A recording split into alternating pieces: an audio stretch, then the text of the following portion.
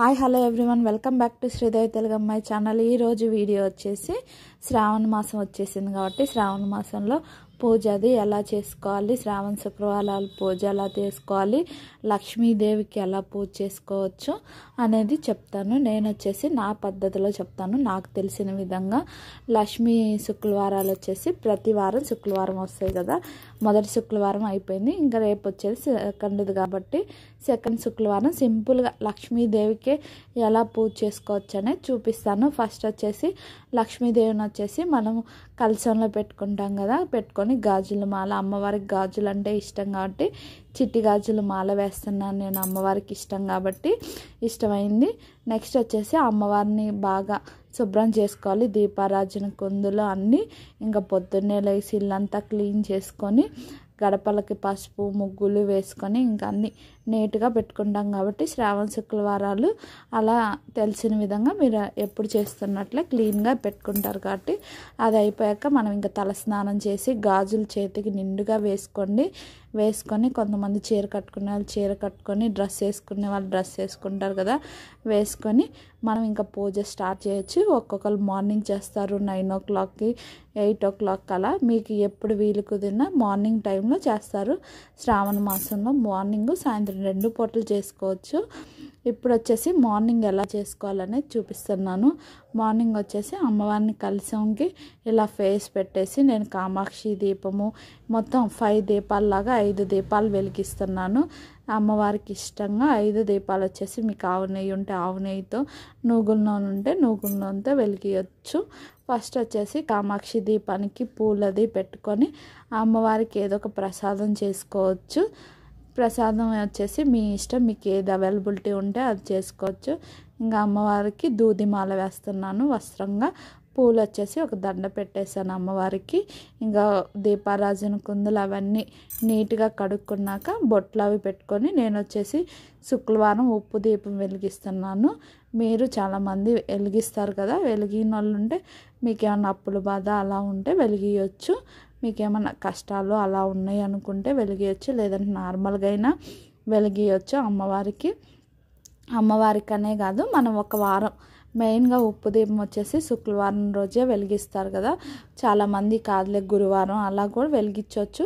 మీరు ఏదైనా ఒక రోజు పెట్టుకొని వెలిగియచ్చు. కామాక్షి దీపం కూడా అంతే, ఏదైనా ఒక వారం పెట్టుకోవాలి. శుక్రవారం అని ఎవ్రీడే కూడా వెలిగించే వాళ్ళు ఉంటారు, ఎవ్రీడే వెలిగించిన వాళ్ళు ఏదైనా ఒక వారంలో శుక్రవారం అన్న శనివారం, ఎక్కువ శుక్రవారమే వెలిగిస్తారు నాకు తెలిసిన మట్టుకైతే. కామాక్షి దీపం ఇలా ఒత్తులు వచ్చేసి 2 ఒత్తులు కలిపి ఒక ఒత్తిలాగా చేసి ఆయిల్లో ముంచుతున్నాను. ఇలా దీపారాజనలు రెడీ చేసి పెట్టుకోవాలి. మనం వచ్చేసి దీపారాజన రెడీ చేసుకొని ఇంకా అన్నీ సిద్ధం చేసుకొని ఇంకా పూజకు కూర్చున్నాం అంటే పూజ అంతా బాగా మనకు ప్రశాంతంగా జరుగుతుంది. మనం వచ్చేసి ఒక్కొక్కరు 2 దీపాలే వెలిగియచ్చు, లేదంటే 5 దీపాలు, అది మన ఇష్టం. నేను వచ్చేసి ఇలా ఏకాహారతితో వెలిగిస్తున్నాను, లేదంటే కడ్డీలతో అయినా వెలిగియచ్చు. ఇలా ఇంకొచ్చేసి అన్ని దీపాలు వెలిగించేస్తున్నాను అమ్మవారికి, లక్ష్మీదేవికి. మీరు వచ్చేసి నాకు 5 దీపాలకు చేత కాదండి, నేను 2 వెలిగించుంటాను, మా ఇంట్లో పద్ధతి అలా అంటే అలా అయినా వెలిగించవచ్చు, లేదంటే 5 దీపాలైనా ఏదైనా ఒక సంఖ్య ప్రకారం వెలిగిస్తే బాగుంటుంది. ఇలా సపరేట్గా లక్ష్మీదేవికి ఆ రోజు మనం ప్రత్యేకంగా పూజ చేస్తున్నట్టు లక్ష్మీదేవి అమ్మవారికి నేను వచ్చేసి ప్రతి శ్రావణ మాసంలో అమ్మవారికి ఇలానే పూజ చేసుకుంటాను. ఎవ్రీ ఇయర్ ఓన్లీ శ్రావణ శుక్రవారం రోజు, మిగతా రోజుల్లో నార్మల్గా అమ్మవారిని పక్కన పెట్టుకొని చేసుకుంటూ ఉంటాను. ప్రత్యేకంగా అమ్మవారిది ఆ రోజు పండగ కాబట్టి అమ్మవారికి ఇష్టమైన ప్రసాదానాలు అవి నేను వచ్చేసి పాయసం అలా చేసి పెట్టాను. ఫస్ట్ శుక్రవారం, సెకండ్ శుక్రవారం వచ్చేసి పులిహార అట్లా ఇంకా టెంకాయ అవన్నీ కొట్టుకొని ఇదిగో పాయసం అది రెడీ చేసుకున్నాను.